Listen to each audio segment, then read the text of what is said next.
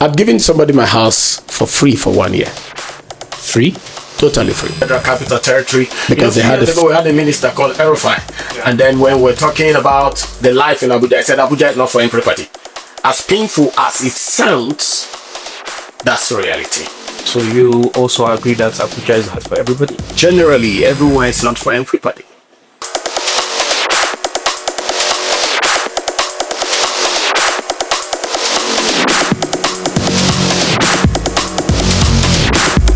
Welcome to Beyond Property Listing, a podcast dedicated to uncovering Abuja real estate stories. We bring you opportunity insights, signals, and also stories behind the whole Abuja market. If you're interested in real estate in Abuja, or you want to know what happens in the industry, this is the right place for you. I'm Chukwu, Uchenna, and today I have a very distinguished guest, Rev Steve Obayojie. Welcome, sir. Thank you for having me. I'm happy to be here. The pleasure is ours. First of all, I want to know, why did you choose to become a landlord? My story is interesting. Okay. Growing up, I never wanted to be a landlord because I didn't enjoy the interface of people. I'm really introverted, Okay. A lot of people wouldn't know that about me. So anything that had to do with relating with people was not really my thing. So landlord, But some years ago, about 10 years ago, when the FCT began to do the mortgage monetization for civil servants, a lot of people who got these allocations couldn't afford it. And then there was an investment opportunity. And that's how I stumbled into the real estate and being a landlord. Okay, so for how long have you been a landlord precisely? So if we take 10 years back, for the last 10 years. Okay, that's interesting. I want to know, your first tenant, what was the experience like? Woo! Well, my first tenant was very wonderful. It was a nice experience. I think it gave me the confidence to expand in the mortgage industry, in the housing business, because came in really nicely and lived up to every form of the agreement. We left becoming landlord and tenant and became brothers. So really? It was a good experience. He stayed in the house for about 9 years or more. 9 years. And moved to his own property. You were never concerned at any point if he was able to pay the rent the next year? We didn't have those issues. Okay. We didn't have those issues. For every year before the renewal, he paid before. Okay. In 9 years, we didn't have any time where he had to delay payment. None at all. That's a beautiful story. Yes. But I'm interested to know. Yes. Is there a particular tenant that you will never forget? Maybe one that made you cried or regretted becoming a landlord? Ooh, so many. Abuja being Abuja, so many. You know, one thing I've noticed in Abuja is that so many people like to live a fake life. Okay. So people want to rent houses they really cannot afford. Okay. You can't. So to come in is not the problem. Subsequent renewal becomes the story and the issue. So yes, I've had one tenant that I don't think I can forget. The experience was terrible. So how did it start and how did it end with the tenant? Well, it started with defaulting with rent payment. Okay. Promises made. When someone lives in your house for 2 years and has made no form of payment, stop picking your call, no more responsive. You go to the house, your house, you're knocking. The kids open the door and say, okay, let me go call daddy. And he never shows up. You have to wait for like 3-4 hours. He never comes to the door. It was a really traumatic experience. And then to end it, we had to go to the court. I had to. I am one person that don't have the liberty as a gospel minister to have physical confrontation. Okay. So we had to approach the court, went through the process. It's lengthy. It's frustrating for a landlord, but the law will always take its course. And then the court ejected him out of the property. Okay. With such kind of experience, yes, are there legal means a landlord should take to avoid such kind of things happening? Yes. Critical is the agreement that brings in the tenant in the first place. So for most landlords, you want to handle those things yourself. I would recommend you get a lawyer who is vast in the housing industry, to draft those agreements and have them sealed in court, signed, sealed, delivered in court. That is the first protection for the landlord. And outside that, your resort is to just get to the court and move through the processes. Okay. Yes. Okay. With all this now, has being a landlord changed the way you view people? Oh, yes. Oh yes, oh yes, oh yes. Being a landlord, being a pastor, relating with people, yes, you keep changing by experience. So yes, we've had the good, the bad, and the ugly. For me, it has made me trust people more, because they were tenants that I least expected to deliver on their promises. They had every signs, of it going bad, and it ended up being very nice. Okay. So the principle of different strokes for different folks. All people are not the same. It doesn't matter the state they are from, their origin. There are still people that keep to their words. So yes, that's been the story so far. Because funny enough, I once had a friend who told me his client has a house in Abuja. I won't call the location. Okay. And the landlord specifically said, "Do not give my house to an Igbo man." Yes. Oh yes. And, oh yes. And they are from the north. Okay. Yes. And he said, "Don't give my house to an Igbo man." And I've been asking, why? Like, what's the reason behind some of this? And apart from that, I've actually had people say this about a particular tribe. Yes. I won't give my house to this person. Yes. So what usually is the case? What's the story? Well, as landlords, most times we build this impression from our previous experiences. So where you've had a tenant from a particular part of Nigeria who gave you the worst treatment, you tend to want to generalize it and avoid that client. But in my experience, it's not really true. Okay. Like the stereotype you gave about the Igbo, I have a property somewhere in town that I was praying for an Igbo person. Oh, really? Because I've had Northern and stayed there for a long time. They were really good, but they didn't maintain the property. Okay. And then I have an Igbo person who lives around there who picked my property and turned it into heaven. So I said, God, give me an Igbo guy like that guy. So the stereotype is not always correct, but I can understand it is always born from previous experiences. Okay. Yes. Okay, that's good. This is a very, very critical and delicate case. And, Africans or Nigerians, we are very spiritual beings. Yes. And sometimes we tend to believe that some sense of good fortune or bad fortune can come out from the place we live. Okay. So do you think that living in a house can actually cause one a good or bad fortune? Generally speaking, my answer to that would be no.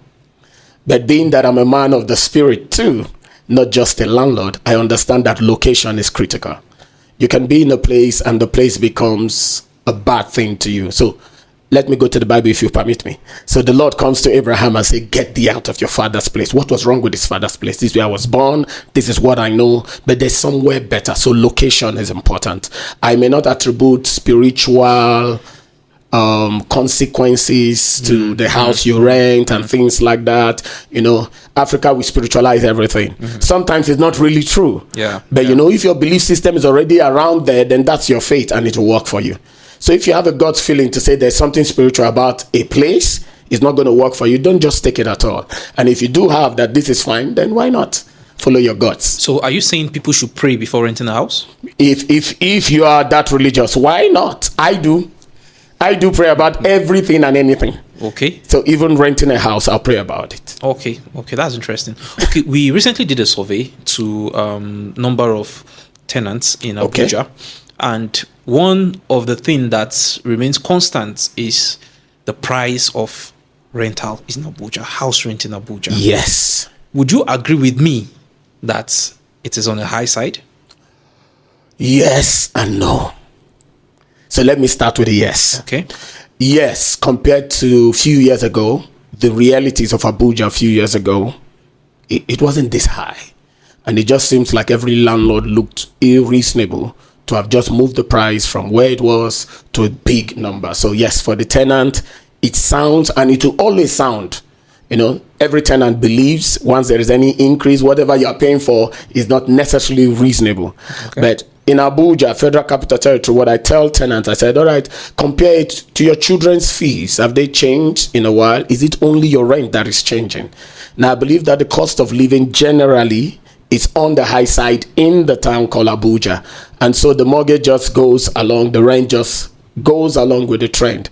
Because while you are the tenant, the landlord also have to pay his own bills. And because his own bills are also increasing, the value of the property goes up. Yes. Don't you think there should be some form of modalities to the increase? Because sometimes we experience as much as 100% 200% or more. Yes. So do you think that's actually right? Well, I may not be the best judge of the morality of it being right or wrong. But what I would say to every landlord, first be human. Before you're a landlord, you should be a human. And then if there is no need for this, you don't need to follow the trend. I think the problem in Abuja is that everybody seems to be following an unofficial trend.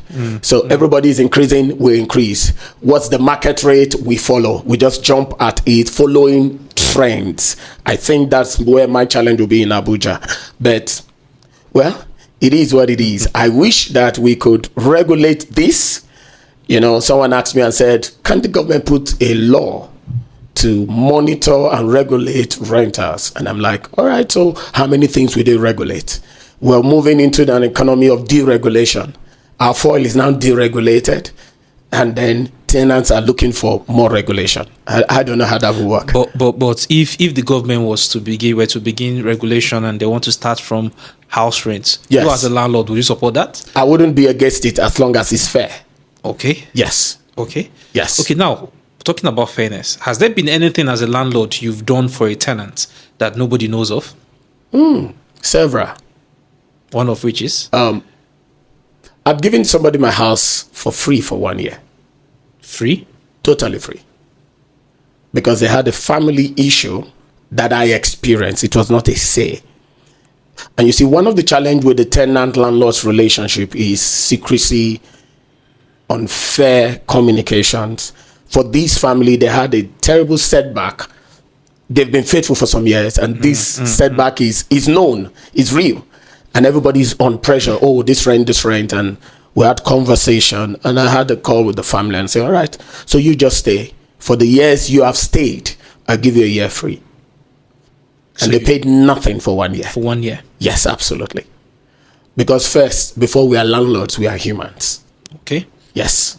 Okay, now, interestingly enough, talking about maintenance, most tenants from our survey also complain that landlords do not respond to maintenance on time, except when rent is due. Oh, okay. Okay, that's nice. So is there a time when the landlord should come in or when the tenant should take care of the repairs? You know, that's why it began from the talk about your contract agreement. The industrial practice is that the landlord is responsible for maintenance that are external, and that the tenant who lives inside is responsible for maintenances that are internal. So I give an instance. You picked a house.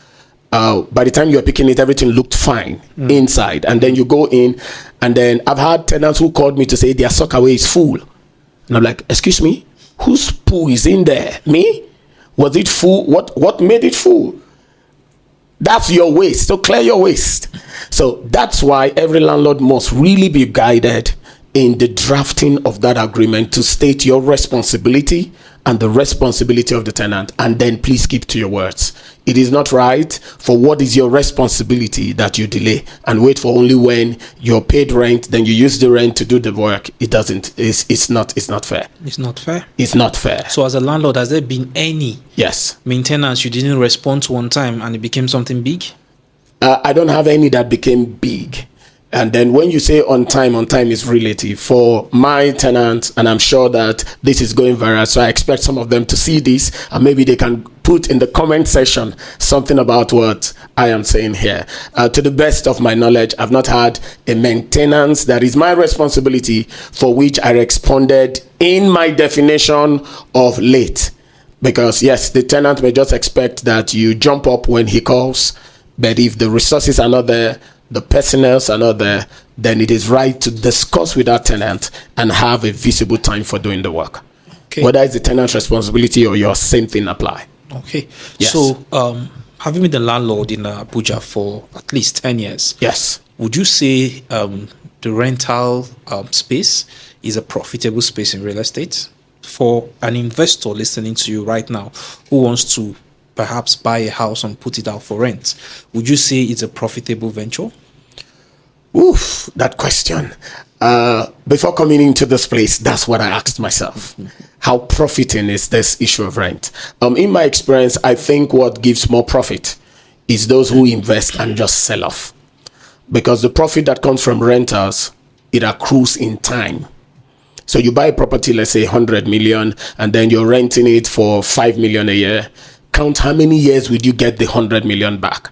So once you're going into investment that has to do with tenancy, you need to understand that the profit is over time, is a long-term investment. You don't recover immediately, and then you need to be patient all along and trust that you have responsible and good tenants. That's the big problem. So yes or no? Yes, it can be profitable. It can be profitable? Yes. Okay. On the basis that, one, you have good tenants. Okay, so yes. It depends on the tenants. Yes, yes. Lest I forget, I traveled to the north 2 Yes. weeks ago, and when I got introduced by my friend to another friend that I live in Abuja, and the first thing he says, Abuja people, you guys work and give your money to your landlord. Yes. That's trying to cite that house rent in Abuja, it's very expensive. Yes. So we've had lots of people who had considered moving into Abuja, and because of the rental responsibility or the rental amounts they have to pay, yes, they have to shove off the dream or change short of their course in life. Yes. Now, we've done this before, and I want to ask again. Yes. Do you think that rentals in Abuja should be regulated and reduced? Also, consider if the price of construction and everything goes, let's say, 50% below, would you reduce your rent? If the first of all, the price you pay for rent is not just defined by the current cost of construction, because the current cost of construction is not what you actually spent to construct. So you're talking about an existing property. So yes, if the question is whether it should be regulated, it's good. It's good if there's a way government can come in and regulate it. But I wish that government will also regulate the other things that are expensive in Abuja. Generally, Abuja lifestyle, not just the rent. Abuja schools, let's talk about that. They are way more expensive than almost anywhere in Nigeria. Abuja food is more, go to a restaurant in Abuja, you know what you pay compared to what you pay in Kaduna. So everything about the Abuja life, maybe because it's the Federal Capital Territory. A few years ago, we had a minister called El-Rufai. And then when we're talking about the life in Abuja, I said Abuja is not for everybody. As painful as it sounds, that's the reality. So you also agree that Abuja is not for everybody? Generally, everywhere is not for everybody. So the man who can't afford Abuja should go back to his village? Not his village. Should go to the place he can afford. And the interesting thing, even in Abuja, there are places that may not be very expensive. People just want to, there's this pressure of everybody staying in town, everybody staying in the church location, and then that appetite you have has a cost to it. Okay. Yes. Interesting. Now we're in the rapid fire section. Okay. Yeah. So, yearly or monthly rent? Yearly. Why? Because it's better. For you? It's better for the landlord. What are the tenants? It's better for the landlord. It's not so good for the tenant. But being Nigerians as we are, if yearly tenant rent, you're fighting with it, you see the drama that happens with monthly rent in Nigeria. So would you prefer a new tenant or a long-term tenant? I prefer both. Why? Alright. There are situations where you actually prefer a long-term tenant because the relationship is good. So where I have a long-term tenant who is peaceful, he doesn't stress you, he does his thing, you do your thing, why not? Let's continue with it. But where you have tenants who gives you issues, you won't have peace of mind, you prefer the new people.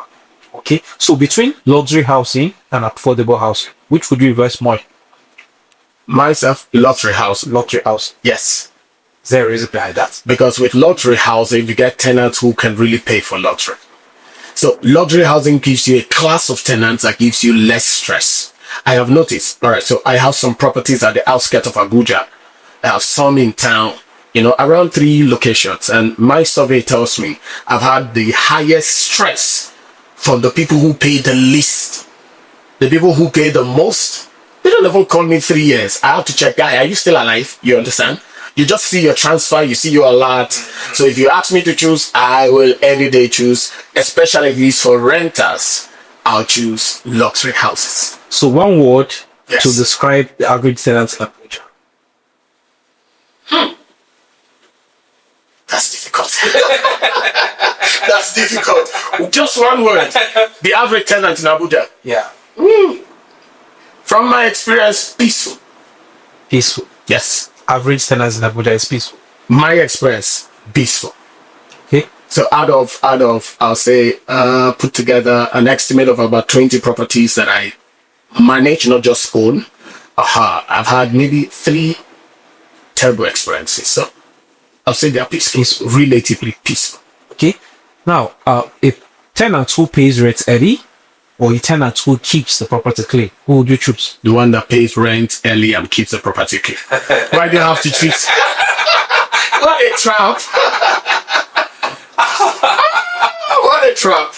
But if you were to take one, which would you prefer? And when you say keep clean, what do you mean? That's relative. Okay. Tenants. Who maintains the property? But what does he do about rent? He doesn't pay rent. Please come up later, split it. No, split it is not even there. Please, no split it. Okay. I prefer the tenant who pays me early. Okay. So between a young professional and a family, who do you rather rent your houses to? Family. Why? In my experience, they have something to lose. So there's something about having family that teaches responsibility for rent and all of that. Are you saying the average young professional isn't responsible? No, not necessarily not responsible, but it has nothing to lose. Most of the average professionals they are still moving, they are not settled. But they will start from somewhere. If they want to start from your house, you're going to give them space. I would. You asked which I would prefer. You didn't say if I would reject. So I prefer family, but there are cases where I've had a young professional who are perfect. Only to that. Yes. Has a tenant come to you with the rent required, everything required, and yet you rejected tenants? Several. I just did 2 weeks ago. What was the reason? Well, for me, in our conversation, I could pick other things, other relationship issues that was just more than staying in my house. So this guy was going to be able to pay to come in, but I'm going to have issues consistently with him. Okay, yes, I've had people that way. Okay.